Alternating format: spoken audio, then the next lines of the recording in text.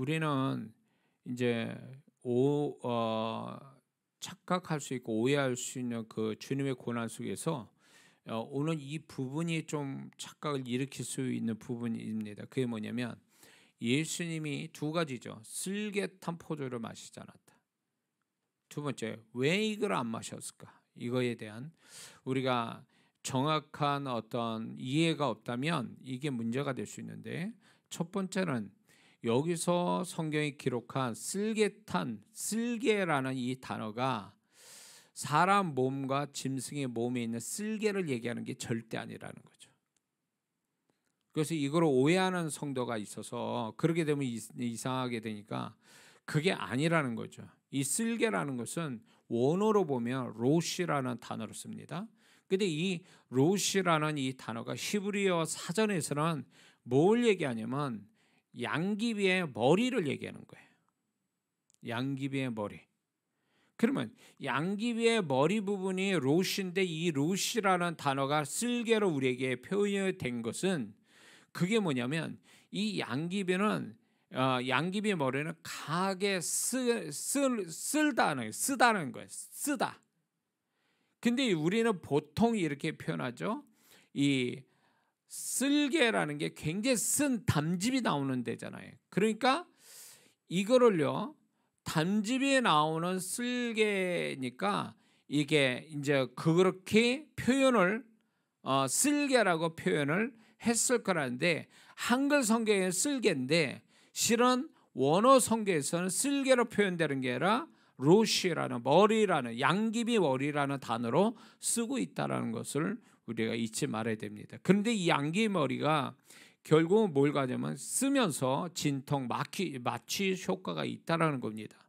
그래서 우리가 참고로 알아야 될 게 양귀비에서 강한 진통제인 몰핀을 뽑는다고 그래요. 그래서 이 몰핀 알죠? 강한 진통제, 마취제. 이게 이제 양귀비에서 나오는데, 그래서 이 쓸개라는 것이 결국 양귀비 머리로 만들어진 쓰디쓴 강력한 진통제, 마취제인 거죠. 그래서 쓸개탄 포도주는 구약의 시편 69편 21절에 저희가 다윗이 이제 예언적으로 계시되어 쓴 글에 시편 69편 21절을 보면 저희가 쓸개를 나의 식물로 주며 가랄 때에 초로 마시웠사오니, 이러면서 다윗이 이미 예수님이 십자가상에서 어떻게 하실 건가에 대해서 예언하고 있었다라는 것입니다. 그래서 여기에 이제 쓸개탄 포도주가, 여기서 이제 쓸개라는 단어가 시편에서도 이미 나왔고, 그거를 마태는 그걸 기억해서 쓸개탄 포도주라 이렇게 표현하고 있는 거죠. 그런데 마가복음에서는 몰약을 탄 포도주라고 달리 기록하고 있거든요.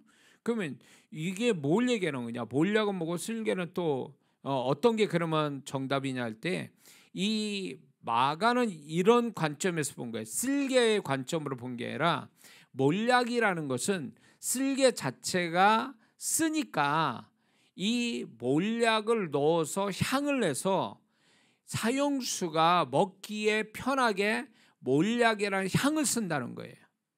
그래서 마가는 이 쓸개에다 초점을 둔 게 아니라 쓸개에다가 향을 탄, 몰약을 탄 거를 관점을 뒀기 때문에 몰약을 탄 포도주라고 이렇게 기록하고 있다라는 거죠. 이 부분에 여러분들이 좀 이해할 필요가 있습니다. 그런데 이 쓸개탄 포도주, 또 포도주라는 것은 일반 그 음식처럼 그때 당시에 먹는 포도주가 아니라 이 포도주는 굉장히 시고 도수가 높은 독주를 얘기하는 거예요. 그래서 쓸개탄 포도주는 강력한 마취 효과가 있으면서 거기다 또 시고 도수가 높은 포도주를 먹임으로 인해서 완전히 이 비몽사몽을 만드는 거예요. 사형수의 마지막 배려인 거죠, 이게. 그래서 이제 이 사형수가 그래도 안 죽으면 결국 망치로 가져와서 무릎을 깨서 결국 죽인다라는 거죠. 며칠을 지나도 안 죽으면, 고통 가운데 안 죽으면 그 고통을 짧게 하기 위해서 이제 그 사형 집행인들이 그렇게 처리를 한다는 거죠. 그런데 이 예수님에게 쓸개탄 포도주를 이렇게 마시게 했다는 것은 결국 그분의 고통을 면하기 위해서 마지막 사형수의 배려를 이제 예수님도 받고 있었다는 거예요. 그런데 왜 안 마셨을까? 라고 할 때에 요한복음 18장 11절에 예수님은 베드로에게 이렇게 말씀한 적이 있습니다. 아버지가 주신 잔을 다 마시지 않겠느냐. 그러니까 다 마시겠다라는 예수님이 의지를 얘기하시는데 여기서 잔이라는 것은 고통을 얘기하는 거죠. 그러니까 이 잔이라는 것은 결국 우리를 위한 우리를 대속하기 위한 또 그분이 맞닥뜨린 이 고통을 피하지 않고 다 감당하시겠다는 뜻으로 얘기하는 것인 거예요. 그런 면에서 예수님이 쓸개탄 포도주를 마시지 않은 거죠. 그러므로 쓸개탄 포도주를 좀 더 자세히 쓸개탄 포도주를 마시지 않는 것은 몇 가지 이유가 있습니다. 첫 번째는 예수님은 하나님 아버지가 주시는 십자가 고통을 다 받으시겠다라는 표현이라는 것입니다. 그래서 이것은 결국 뭐냐면 왜 예수님이 십자가의 고통을 다 남김없이 1%도 남김없이 다 받으시려는 이거 뭐냐? 그것은 결국 우리를 고통에서 이 고통을 대속하시기 위해서 100% 고통을 다 받으신다라는 것을 의미하는 것입니다. 그러니까 예수님은 우리를 위한 대속을 조금이라도 덜 고통스럽게 하는 방법은 택하지 않고 오로지 그냥 모든 것을 다 100% 받아들이기 위해서 감당하시기 위해서 쓸개탄 포도를 마시지 않았다는 것입니다. 두 번째는 이 쓸개탄 포도를 마시지 않은 것은 예수님이 우리를 위한 온전한 흠없는 희생 제물이 되시기 위해서 거부하신 겁니다. 다시 말해서 구약에서는 제물을 바칠 때 하나님께 제사를 드리기 위한 제물을 바칠 때 흠 있는 제물은 바치지 못하게 했습니다. 여러 가지 병이 있거나 흠이 있는 것을 바치지 못하게 했는데 그렇게 되면 하나님이 흠 있는 건 받으시지 않는다라는 것을 우리는 구약에서 알고 있죠. 그래서 하나님이 받으신 제물은 온전해야 된다는 거죠. 그런 면에서 예수님이 쓸개탄 포도주를 드시는 것은 결국 구약의 흠 있는 제물과 같다라는 얘기예요. 그러니까 예수님은 온전한 우리를 위한 희생 제물이 되시기 위해서 이런 편법, 이런 어떤 흠 있는 제물과 같은 그런 것을 취하지 않으셨다는 걸 얘기하는 것입니다. 세 번째는 예수님 쓸개탄 포도주를 마시지 아니하신 것은 우리를 얼마나 사랑하시는지 우리를 위해 얼마나 최선을 다하시는가를 나타내 주시고 있는 거지요. 예수님은 적당히 대충 고난을 받으신 것이 아니라는 것을 증명하는 게 바로 이겁니다. 쓸개탄 포도주를 마시지 아니했다는 모습을 통해서. 그래서 그러니까 예수님은 당신 앞에 오는 모든 것들은 피하지 않고 다 받아들이는, 그래서 우리를 위한 대속이 완벽한 대속이 되시기 위해서 그분은 친히 그분이 모든 고통을 다 받아들이셨다는 거죠. 우리가 이제 이걸 또 나중에 얘기하겠지만 예수님의 모습과 우리의 모습이 어떻게 보면 부끄러운 우리의 모습도 있죠. 왜냐하면 우리는 피하고 도망가고 적당하고 대충하고, 이거는 주님과 아주 반대적인 모습을 보이고 있는 거죠. 우리가 주님을 따라간다면, 정말 주님의 제자가 되고 주님을 닮는다면 주님의 그 모습, 주님이 우리에게 하셨던 그 모습 그대로 우리가 그런 모습으로 살아야 되는데, 주님의 모습하고 정반대의 모습을 갖는다면 그건 주님을 말로만 따르는 거지 실제로 따르는 자는 아니라는 얘기죠. 이 십자가상에 보여주신 예수님의 모습은요, 클라이막스예요. 우리를 위한 아주 극한 데까지, 끄트머리까지 고통과 모든 저주와 이 모든 것들에 대한 끝에서 보여주신 모습인데, 여기서 주님은 피하지 않고 적당히 하지 않고 완벽하게 우리를 위해서 받으실 걸 다 받으셨다라고 하는 이런 주님의 모습, 그게 우리가 가져야 될 모습이라는 걸 주님은 우리에게 또 메시지를 전하여 주시는 거죠. 그리고 얼마나 우리를 사랑하시고 우리에 대해서 얼마나 최선을 다하셨는가를 또 보여주신 장면이거든요. 그러므로 여기서 우리가 알 수 있는 것, 예수님은요, 우리에게 어떤 은혜를 주시거나 우리에게 어떤 축복을 주실 때는요, 그분은 값싸게 대충 적당히 주시는 게 아니라는 거예요. 그분이 주시는 거는 완벽하고 온전하고 최선의 것을 우리한테 주시는 거거든요. 그렇기 때문에 아무리 작은 거라도 그분이 나에게 최선의 것을 주셨다라고 믿고 감사하는 자가 주님의 마음을 아는 자거든요. 왜냐하면 주님은 그런 모습을 십자가에서 보여주셨잖아요. 거기에 비춰서 우리가 얼마나 주님 앞에서 잘못된 태도로 가졌는가를 알 수 있는 게 뭐냐면, 주님 앞에 하는 예배나 기도나 찬양이나 헌신들이 적당히 하고 대충 하고 그 다음에 계산해서 하고 마음 없이 하고 이런 모습들이 결국 주님의 모습하고 완전히 반대의 모습을 보이기 때문에 주님은 그런 태도에 대해서 굉장히 불쾌하게 여기시고 그런 자에게 은혜와 축복을 주시지 않는 이유가 여기 있는 거예요. 주님은 모든 게 그렇죠. 유유상종이라고, 그 주님은 자기와 당신과 같은 자를 좋아하시고 당신과 같은 모습을 가진 자를 기뻐하시고 축복하신다는 거 우리가 잊지 말아야 돼요. 그래서 주님과 우리가 함께 이렇게 살다 보면 주님을 닮게 돼 있거든요. 그래서 우리가 어떤 일을 많이 하는 것보다 주님이 더 기뻐하는 것은 이거예요. 네가 나를 닮았구나. 네가 이 부분에 대해서 나를 닮았구나. 이거를 주님이 가장 기뻐하신다는 거예요. 우리가 어떤 헌신과 어떤 큰 일을 이루는 걸 물론 아시겠지만 그보다 더 기뻐하시는 것은 주님과 닮은 구석이 있는 것, 그걸 더 기뻐하시고 그런 자를 더 존귀히 여기신다는 거 잊지 말아야 될 줄 믿습니다.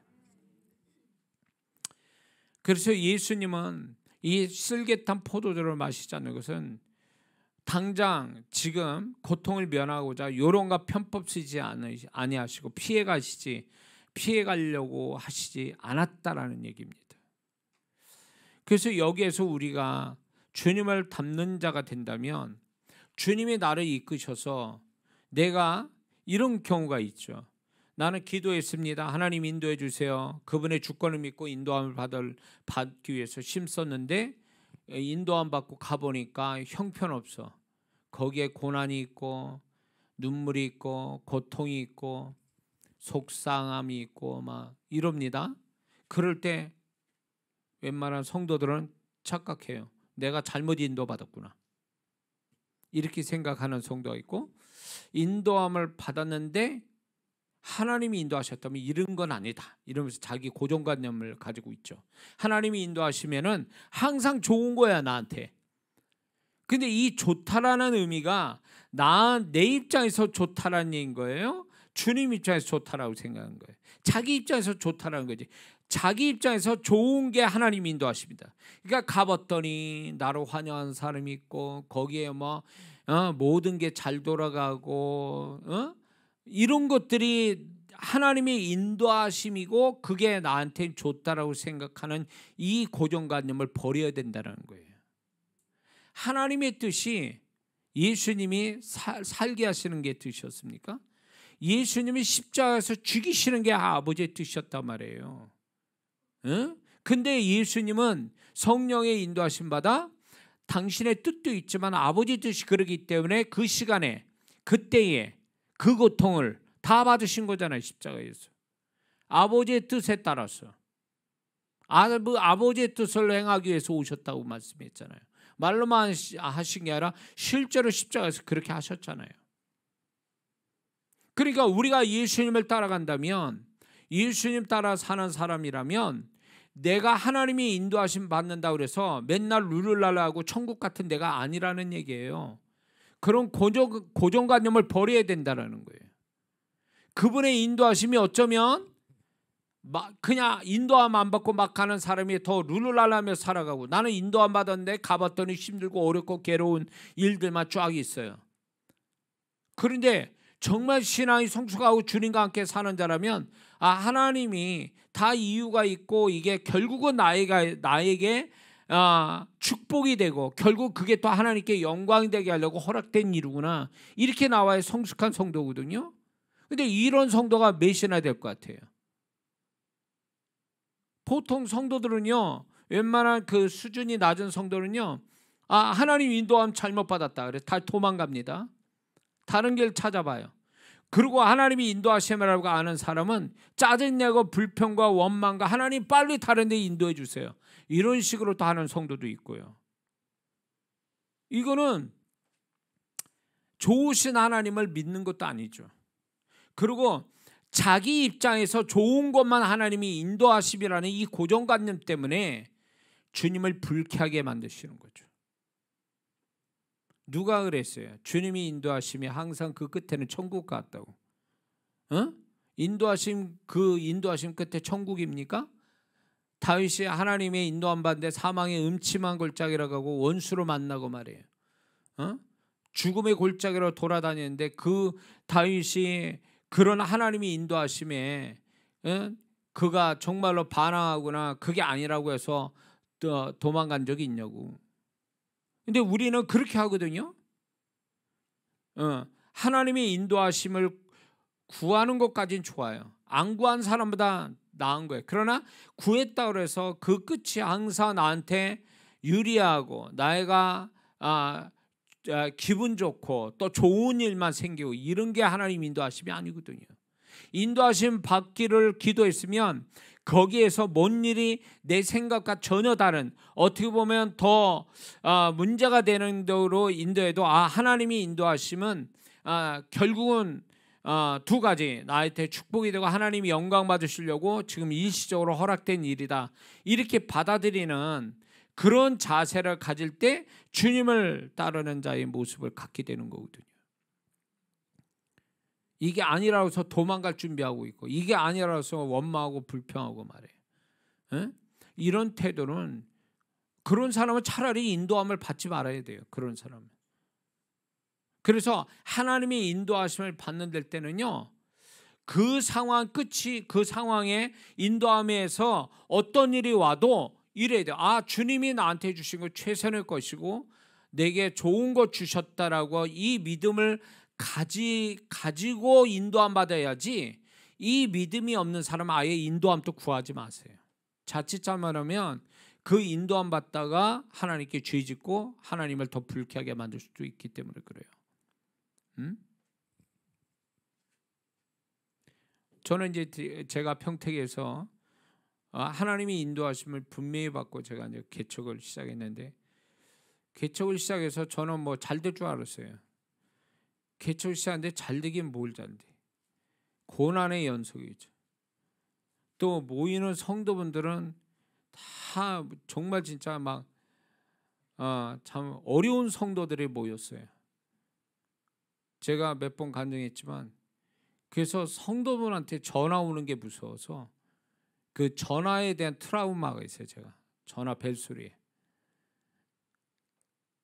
제가 어려운 성도들을 섬기면서 교회는 부흥이 안 되고, 그래서 온갖 병은, 제가 굉장히 건강한 사람인데 온갖 병을 다 갖고 있고, 교회는 부흥이 안 되고 안에서는 싸우고 난리고.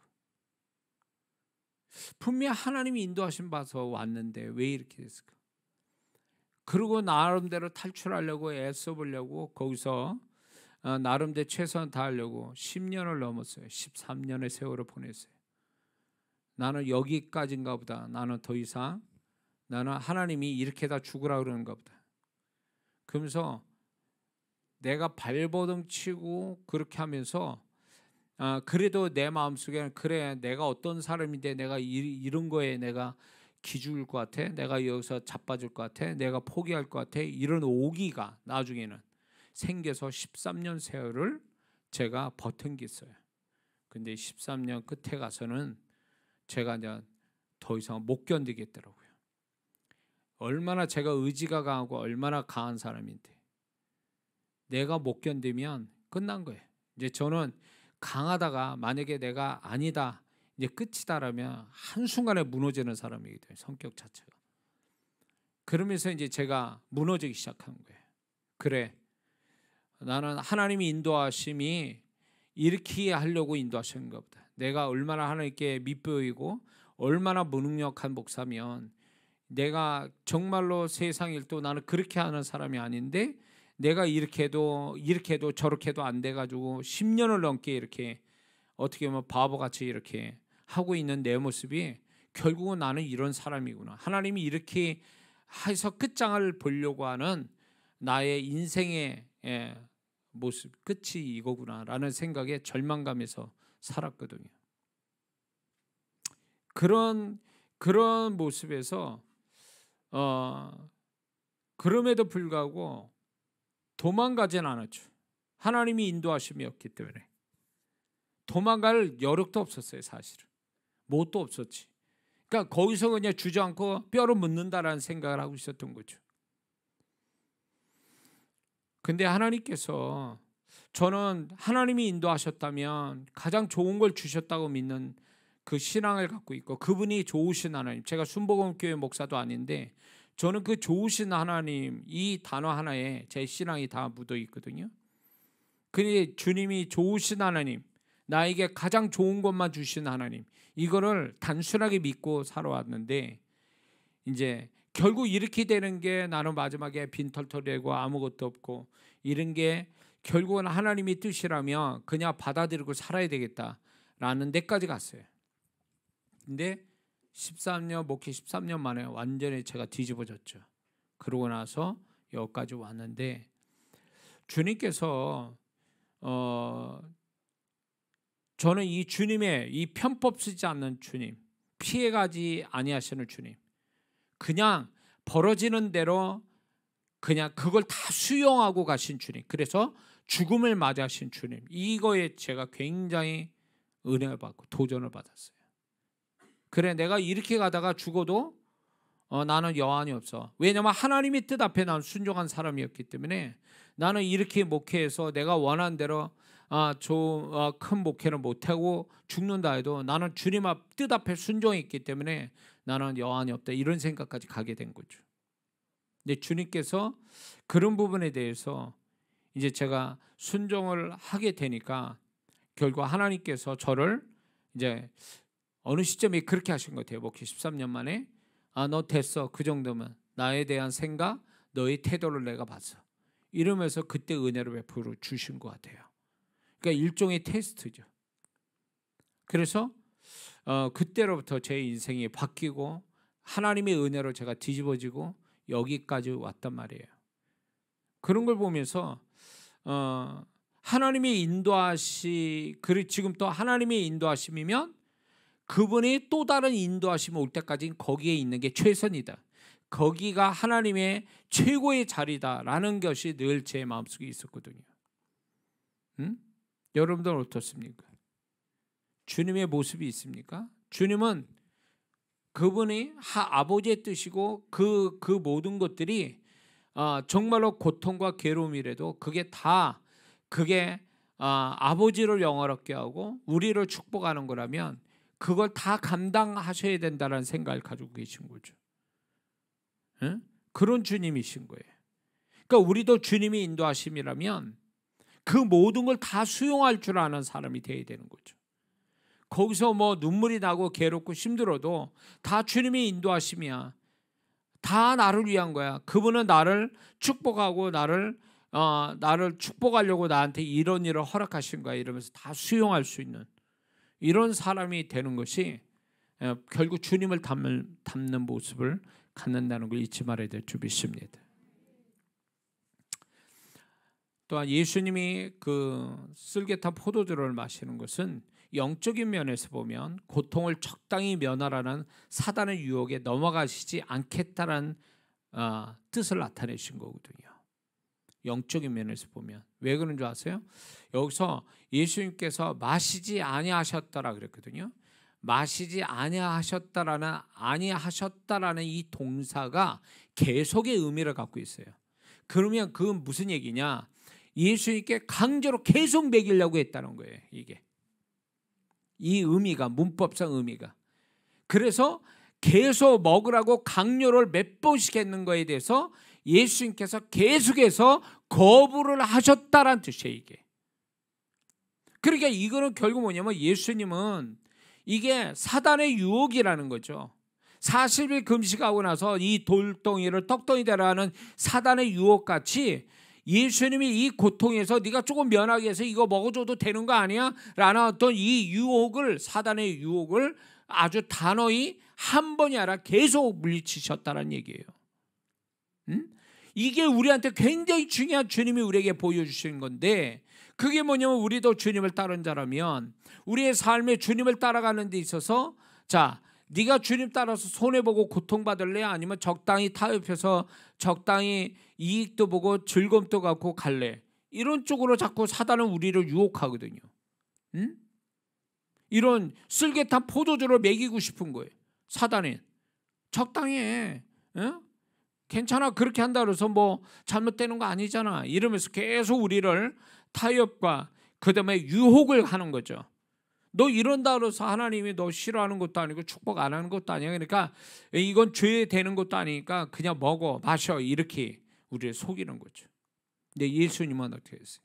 그걸 단호히 거절하신 거죠. 아버지의 뜻을 다 받아들이기 위해서. 이 모든 고통도 아버지의 뜻이니 내가 다 너희들을 위해서 이 고통을 다 받겠다. 그러기 위해서 쓸개탄 포도주는, 이 쓸개탄 포도주의 유혹을 나는 물리친다라는 거죠.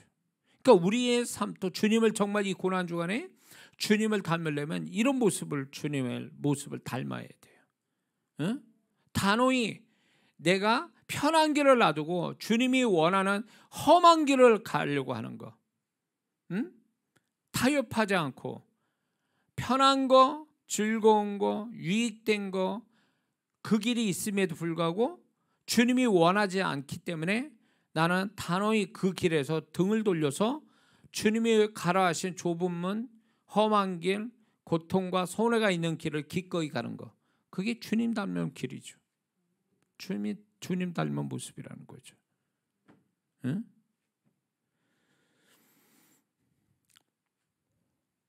예수님은 쓸개탄 포도주를 마시게 할 것을 이미 구약의 말씀을 통해서 알고 계셔서 거부하신 거예요. 시편 69편 21절 아까처럼 저희가 쓸개를 나의 식물로 주며, 이미 예수님 알고 계신 거예요. 저들이 이걸 줄 거다. 그러므로 그 말씀에 이미 계시된 말씀을 통해서 예수님은 거부하고 계신 거예요.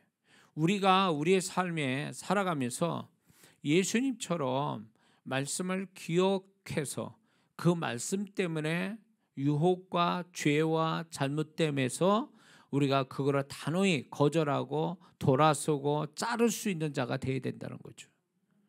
예수님은 이미 말씀을 통해서 계시된 말씀으로 이미 당신을 향한 계시된 말씀을 알고 계셨기 때문에 그거를 단호히, 이거는 계획된 일이다. 이거 사람이 나를 유혹하는 계시된 말씀을 미리 주셨기 때문에 예수님은 단호히 물리칠 수 있었던 것처럼 우리가 어떤 일이 있을 때 하나님의 말씀을 기억해서 그 말씀이 위로도 되고 힘도 되고 그 말씀이 빛이 되고 그 말씀이 또 그게 절제가 되고 그 말씀이 능력도 되고 힘이 되는 이런 말씀을 붙잡는 말씀 때문에 어떤 행동을 취할 수 있는, 말씀 때문에 그 하기도 하고 안 할 수도 있는 이런 성도가 되어야 될 줄 믿습니다.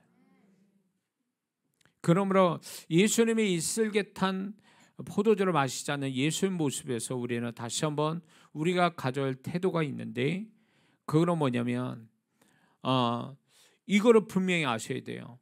예수님이 쓸개탄 포도주는 그분은 마시지 않았지만 그분이 우리를 위한 고통을 다 받으시고 쓸개탄 포도주를 마시지 않았지만 결국 이 쓸개탄 포도주는 결국 우리 주님이 되어주신다는 거죠. 오늘날 쓸개탄 포도주는 결국 우리 주님을 상징하는 거예요. 그래서 우리가 어떠한 고통도 있게 만들어 주신 분이 바로 예수 그리스도 우리 주님이시라는 거예요. 주님이 결국 우리에게 쓸개탄 포도주의 역할을 해주시는 그런 분이라고. 왜? 그분은 우리의 고통을 대신 다 감당하시고 우리가 다 받을 고통을 그분이 있게 만들어 주시는 분이시니 그분이 쓸개탄 포도주 같은 분이 되셨다, 그 얘기입니다. 그래서 저는 여기에서 알 수 있는 게 뭐냐면, 저희 부부가 자녀 없이 8년을 이제 살았거든요. 목회도 안 되지, 재정도 어렵지, 자녀도 없지. 그러고 8년을 살았어요. 결혼하고 8년을 사는데 여러분들 그 8년이 짧은 시간이 아닙니다.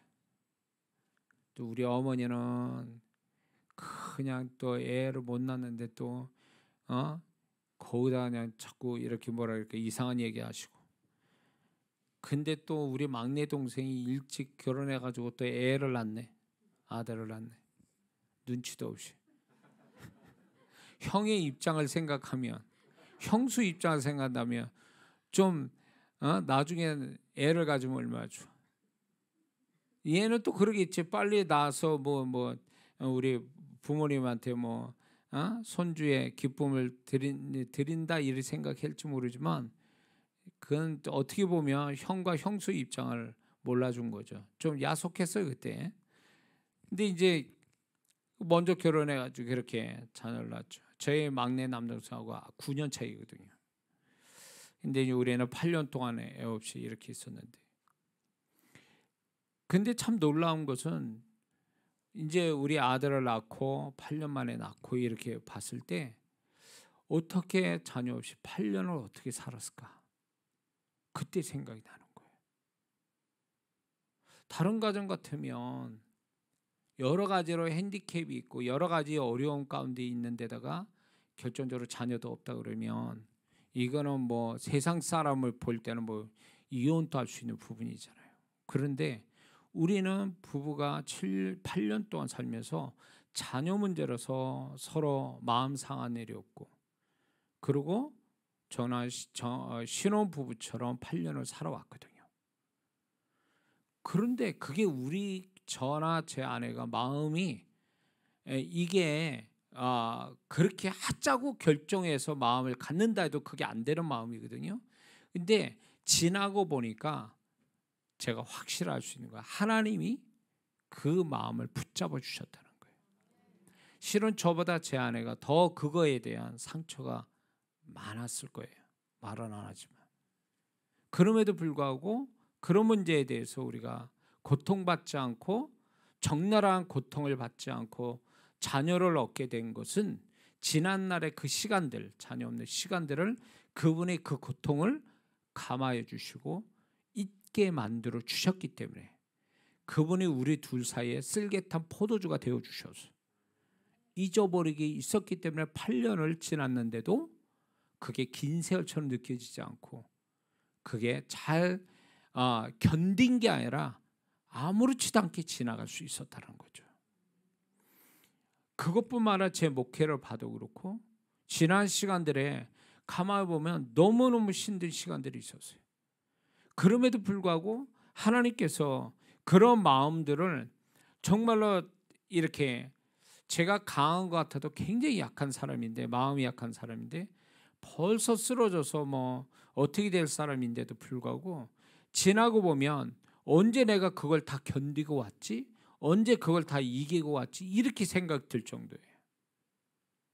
근데 저는 이렇게 내가 인내력이 좋구나, 내가 의지가 강하구나 이렇게 생각 드는 게 아니라 이게 다 하나님의 은혜다. 내 마음을 붙잡아 주신, 나와 내 아내의 마음을 붙잡아 주신 하나님의 은혜다. 그 은혜는 뭐냐? 예수 그리스도, 그 주님이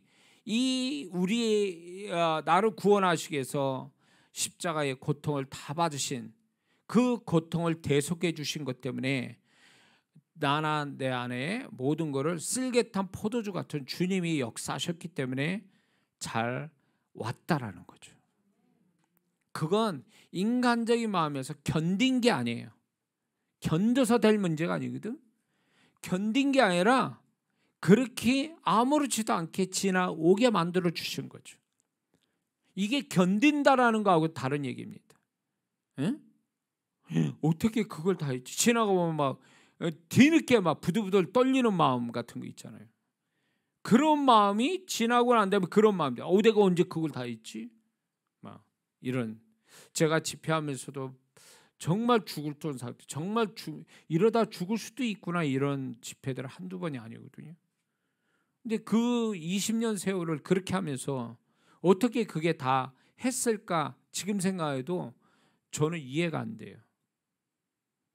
근데 이 모든 이 고통을 그분이 대속해 주셔서 내가 그런 고통을 적나라하게 경험되지 않게 그분이 나에게 쓸개탄 포도주가 되어 주신 거예요.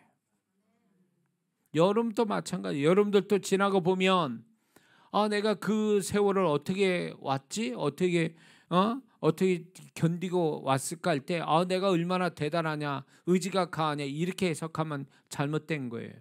예수님이 십자가에서 우리를 위해서 고통을 대속해 주신 그것으로 우리는 우리가 겪을 수 있는 고통을, 마음이나 삶의 고통, 여러 가지 고통을 그분이 감하여 주시고 잊어버리게 하시고 없게 만들어 주셨기 때문에 여기까지 왔다는 거죠. 믿습니까? 그래서 우리는 살다가 여러 가지 고통을 또 만날 수도 있어요. 그럼에도 불구하고 고통이 오면 고통을 면하게 해달라고, 피하게 해달라고, 그런 기도는 어릴 때 신앙이나 그렇게 하고 그런 기도하지 마시고 예수님처럼 이 고통을 극복하고 이기게 해달라고 하는 그런 기도하는 것이 하나님께 영광이 될 줄 믿습니다. 마귀는 끊임없이 우리가 고통 없는 삶을 가지라고 계속 우리를 유혹하죠. 방법들을 알려주면서 이렇게 하라고. 그런데 저는 이렇게 생각해봐요. 저와 여러분들은 이렇게, 정말 이 고통 없이 갈 수 있는 방법들이 있다면 그게 과연 하나님이 피할 길이냐 아니면 사단의 유혹이냐, 이걸 분별 잘할 필요가 있습니다. 어떤 사람은 사단이 하나님은 그 고통을 통과해서 가기를 원하는데 사단은 속여가지고 야, 굳이 그렇게 고생하면서 통과할 필요 뭐 있냐? 옆에 피할 길이 있는데, 너 성경 고린도전서 10장 13절 봐라. 피할 길도 주신다고 얘기하느냐 하나님이. 그러면 이게 피할 길인데 왜 거기를 안 가고 왜 굳이 그렇게 가려고 그래? 라고 속이죠, 우리를. 그럴 때 보면은 그게 맞는 말인 것 같아요. 하와에게 속이듯이 속이는 거죠. 그럴 때 여러분 어떻게 할 것 같아요? 여기서 많은 성도들이 여기서 실수를 많이 해요. 결정적 실수를. 왜 그러냐면 피할 길 주신다니까 이거 뭐 나 고통 면하게 하시기 위해서 피할 길을 주셨구나, 이 길로 가야 되겠다 라고 하다가 거기 갔다가는 사단의 덫에 걸리는 경우가 허다하게 많습니다. 여기서 어떻게 해야 되냐면 가만히 그 양쪽 길에서 서서, 그 가운데 서서 하나님, 이 통과해서 가는 게 하나님 뜻인지 피해서 가는 것이 하나님 뜻인지 증거로 주세요. 증거. 주님이 어디로 가기를 원하시는지 나에게 말씀하시고 증거를 주세요. 그러면 그분은 내가 그분의 뜻 앞에 순종하겠다고 결정을 하고 기다리면요, 명확한 증거를 주신다는 거예요. 근데 이 명확한 증거를 받기 전에 인간적 판단을 하는 거죠. 그래, 하나님 나 고생하는 거 원치 않으니까 이 길로 가라고 그러시는가 보다라고 가는 이 자체가 위험스럽다라는 거예요. 거기서 사단의 덫에 걸린 사람들이 얼마나 많은지 몰라요. 그래서 좋은 길이 하나님의 인도하심이 아니라는 걸 알아야 돼요. 반면에 우리가 고통스러운 그 길을 뚫고 가는 것이 하나님의 뜻이 아니다라고 생각하는 자체가 위험스럽고, 그게 하나님의 뜻이 정확하게 증거를 주시면 그를 뚫고 가는 자가 되어야 되고, 그 고통을 뚫고 나갈 때 그 뚫고 나갈 수 있는 주님의 힘, 은혜, 능력, 함께 하심이 거기 있다는 거죠. 그래서 편한 길, 좋은 길, 형통하는 길, 그게 다 하나님의 인도하심이다 라는 말은 사단의 속임수예요. 그렇지 않을 수도 있어요. 예수님처럼 다 그냥 다 맞닥뜨려서 다 감당하고 가야 되는 것들이 우리에게도 있을 수 있어요. 그런데 그러면 이 주님의 대속은 뭐냐? 이 고통을 대속하신 주님은 어떤 역할을 해주시냐? 우리가 감당하고 가야 될 거라면 이길 힘을 주시고 그리고 그 감당할 수 있게 돕는 환경과 사람이 붙여지고, 그리고 함께해서 격려해주고 격려도 해주시고, 이런 역할을 그분이 해주신다는. 그래서 그 고통의 지수가 만약에 비유로 들 때 고통의 지수가 100이에요. 그 고통의 지수가. 그런데 주님이 야, 이 고통은 너는 뚫고 갈 수밖에 없어라고 결정하시고 우리 이끌 때 내가 순종을 하게 되잖아요. 그러면 고통의 지수가 객관적으로 100이라도 그 사람이 고통을 주님과 함께 뚫고 나가면 그게 20도 되고 30도 될 수 있어요. 그게 그분의 은혜고 그분의 대속의 축복이에요. 그래서 저는 이런 생각합니다. 내가 이런 주님이 뚫고 가라고 하는 고통을 뚫고 갈 때 이렇게 어려움도 있죠. 내가 감당 못할 것처럼 느껴지는 어려움도 있을 수 있어요.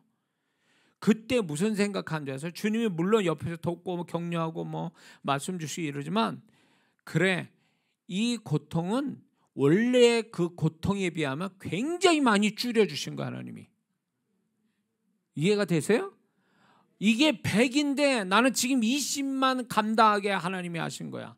그러니 내게 감당할 만큼만 주셨다 그랬으니 나는 20밖에 감당 못하니까 20만 주신 거야. 원래 그게 100인데 이 생각을 하는 거예요.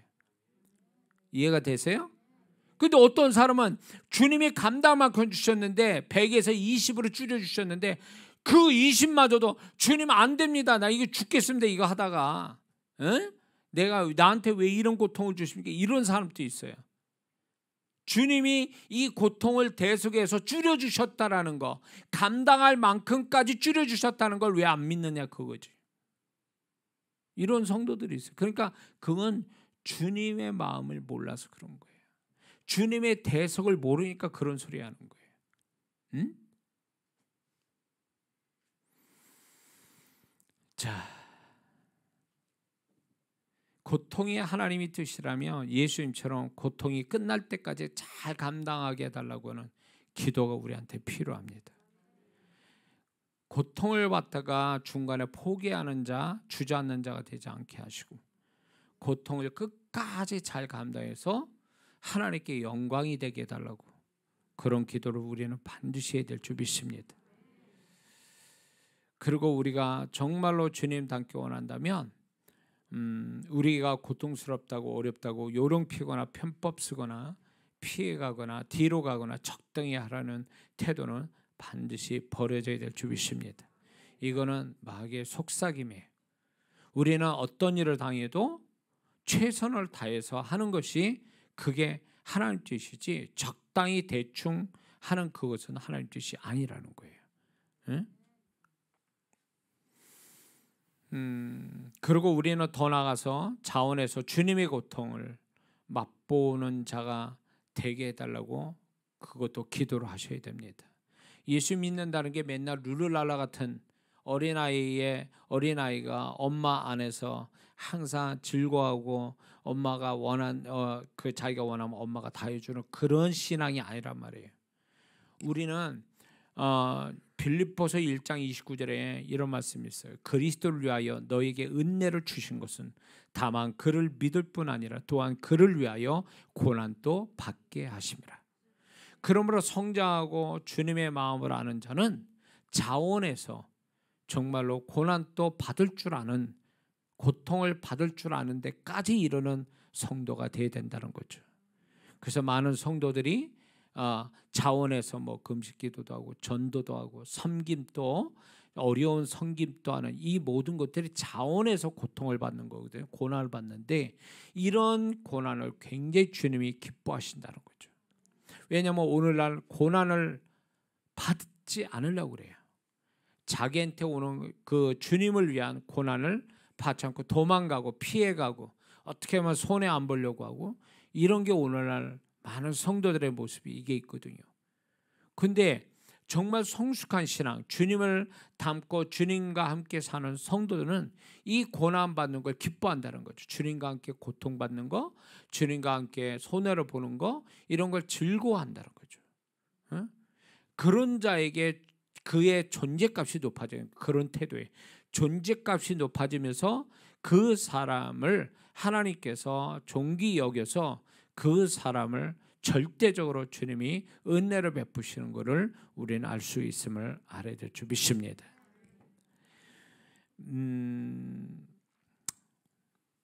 고난 없이 기쁨으로 기도하는 자보다 고난을 주님을 위해서 고난을 받으면서 슬퍼하며 슬픔을 가지고 기도하는 자가 훨씬 그 기도가 가치가 있어요. 물론 기뻐하면서 하나님 앞에 주신 것에 기뻐하면서 하나님께 기도하는 자, 찬양하는 자도 기뻐하지만 이 선교지 열방에 나간 그 정말 열악한 환경 속에 선교하는 분들, 정말로 어려운 섬김을 가지고 있는 성도들은 웃을 수가 없어요. 눈물을 늘 흘리며 살고 고통을 안고 삽니다. 하나님께 기도할 수 없어서 신음소리만 내는 성도들도 있어요. 그 자의 기도가 더 존귀한 거예요. 100마디보다도 기도할 수 없어서 신음소리밖에 낼 수 없는 성도라면 그 기도가 깊고 그 기도가 하나님께 귀하다라는 거죠. 그러므로 예수 믿는 정말 성숙한 주님을 닮아가고 주님과 함께 사는 자라면 정말 주님과 함께 고난을 받는 것을 두려워하지 않고, 그리고 오히려 그거를 기뻐할 수 있는, 주님의 고난에 내가 동참했다라고 하는 거에 기뻐할 줄 아는 신앙을 가질 때 이 사람이 정말로 주님과 함께 사는 자인 것을 우리는 알아야 될 줄 믿습니다. 그러므로 이 고난 주간을 통해서 주님이 우리를 위해서, 다 우리를 위한 거잖아요. 그분을 위한 게 아니잖아요. 우리를 위해서 당하신 것들, 다 이걸 보면 우리가 당할 일들이잖아요. 근데 우리가 당할 일대로 그분이 대신 당하셔서 고난 받으시고 저주 받으시고 생명까지 우리 위해서 버리시잖아요. 그런 어떤 주님의 대속하심에 우리가 감사히 여기며 그분의 대속을 축복받아 대속의 축복을 받고 사는 것도 중요하지만 그 대속의 축복을 보답해드리는 신앙도 더욱 중요하다는 걸 우리가 잊지 말아야 될 줄 믿습니다. 기도하겠습니다.